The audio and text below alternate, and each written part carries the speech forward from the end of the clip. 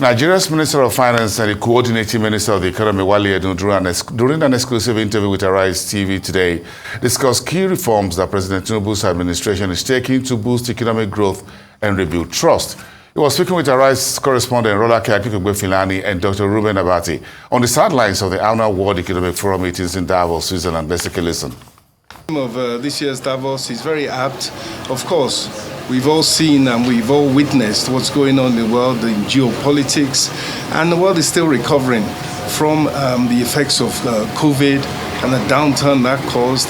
And naturally, within that context, there's less trust, I would say, in government in particular, relative to even things like the private sector, the corporations. Right. So government needs to do a lot to rebuild the trust. And of course in Nigeria, the administration of President Bola Ahmed Tinubu has had to take some key reforms, measures, and it is also in the middle of trying to rebuild the trust of the people, particularly in terms of government expenditure, how people's tax revenues, how the oil revenues, how the patrimony of the country is handled. And I think some important steps have been taken in that direction. And at the end of it all, apart from trying to implement very important measures, apart from trying to show empathy by intervening on behalf of the poor and the vulnerable, the president has also, in recent times, attempted to further build trust of the people in governance by showing that he's limiting and trying to eliminate wasteful expenditure. He has cut the cost of governance, he has cut the cost of his own entourage, and so on and so forth, and that feeds down the line. And I'm sure it's just one of many measures to come. When we think about a week like this at Davos, you have pretty much all the big global players here, and so it's one of the prime opportunities the global south, the developing economies, have to put forward the agenda for themselves. What would you say you would hope to achieve from the deliberations and conversations you'll be having with global leaders from both the public and private sector and your peers around the world? Here we have probably 50 heads of state, several hundred cabinet ministers, and corporations, 1,000 perhaps corporations from around the world. So the decision makers are here, the whole ecosystem is here, and of course Nigeria has to be here. We are an important country, we are the largest country in Africa, we do have the biggest or one of the biggest economies in Africa, and so it's important that we are at the table, that we are in the room, and that our voice is heard, and we give our own perspective. And also, given that we are on a drive to to grow the economy, chiefly by increasing investment, both by Nigerians and foreigners, this is clearly an important opportunity to showcase what the government has done so far in order to stabilize the economy and provide an attractive environment for investors. Yes, and there's a lot of talk about climate change, and one of the things that we know can happen is potentially Nigeria tapping into innovative finance and climate sources of finance. How do you hope to advance that conversation at the World Economic Forum? Climate change, artificial intelligence, as well as overall talking about growth and jobs. And our intention is to showcase what we have done to encourage investment. And I think really that is one of the key reasons why we are here today. Honorable Minister, how easy do you think it will be to build trust, to restore that trust, which was the same theme of this World Economic Forum in 2022, against geopolitical tensions, gross economic uncertainties, Israel versus Hamas, Russia versus Ukraine, which will be part of the issue here, and then the skepticism about Davos, about how it pushes globalism. At a time when you have this fragmentation, at a time when you have these geopolitical tensions, it is important for people to come sit around the table and dialogue and try and find solutions. And so I very much support the fact that the theme of this year's Davos is rebuilding trust, and it's a work in progress. It's something that the whole world has to work at, And I think it's important that Nigeria is here.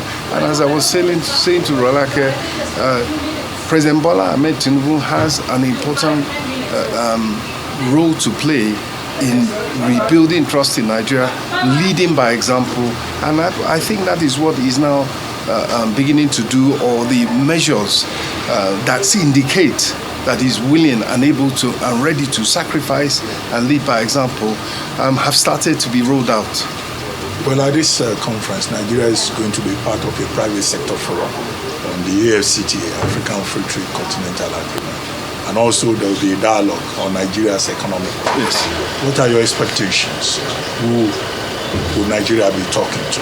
What are the expectations? Of course, we're talking to Africa, we're talking to the world, and we're putting in front of the whole world and showcasing a whole series of reforms that make Nigeria an important destination for investment, because at the end of it all, we're looking to grow the economy, create jobs, and reduce poverty. And that begins with investment, but you have to put in place a stable macroeconomic environment for investment. And I think that is what is happening in Nigeria since May, when President Bola Ahmed Tinubu took over. And where we are now, if you look at the budget that has just been passed, it does reduce borrowing, reliance on borrowing. It does reduce recurrent expenditure. It does increase capital expenditure, which means investment, which means jobs. And it does reduce the deficit, so that the fiscal balance, so that the prudence that the people of Nigeria need to see and foreign investors need to see is in fact being demonstrated. Well, one of the major events at this conference will be the launch of the Global Risks Report and the Global Economic Prospects Report. And those two reports are saying there are many headwinds ahead, so many risks. The World Bank has a bearish outlook for 2024, projected growth rate of about 2.4%, with developing countries doing about 3.39. The developed countries doing much worse, and in the next 6 months, the worst half decade in the last 10 years. But Nigeria is very optimistic. We're talking about growth rate projection of 3.8 and all of that. We have the shock absorbers in the event of all these external shocks beyond our own calculations in budget 2024. The short answer is yes. I believe we are building that resilience, that fiscal resilience. If you look at what has happened, as we have moved around the world, we have been at the table, we have been in the room in Paris for the Development Financing Conference. We've been to the World Bank meetings, the G20 meetings, and the Africa Arab Summit. And the refrain all round is that interest rates remain high, and are expected to remain high as the developed world, in particular the OECD countries, the rich countries, fight inflation by keeping interest rates high. And that means that debt financing, international debt financing as a source of funding is relatively expensive and not advisable as a general policy. And that has been focusing on domestic resource mobilization, focusing on raising revenues internally, efficiency of spending by government, but in particular, as you know, in Nigeria, we barely raise 10% of GDP in taxes. We're expecting to nearly double that figure to at least 18% in the next couple of years. But overall, the direction of travel and the mandate, both from the National Assembly as well as from the executive, is that much more efficiency should be achieved in terms of revenue, handling of government revenue, bringing it in, and then spending it efficiently. And the Ministry of Finance Incorporated, which is charged with managing the assets of government, has been given marching orders to bring those assets in, enumerate them, value them, and earn a return on them that will achieve the kind of surplus that can really make an impact on the budget, thereby further reducing the reliance on borrowing.